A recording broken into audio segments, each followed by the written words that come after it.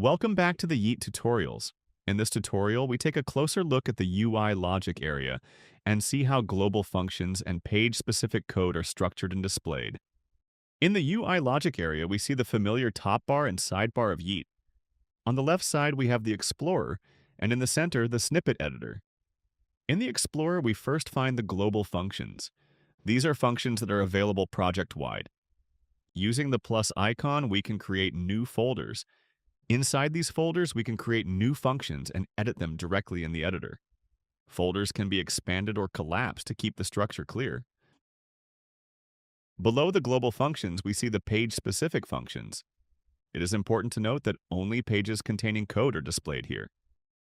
For example, if I add a button on another page, save it, and then return to UI logic, that page will not appear yet.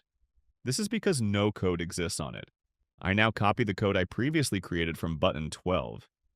Then I switch back to the UI and paste it into the newly created button under the event clicked. In this example, the code only serves as a placeholder.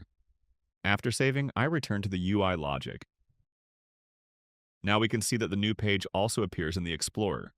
The corresponding button is displayed there along with its code. This shows how the UI logic area is structured and how global and page-specific functions are organized.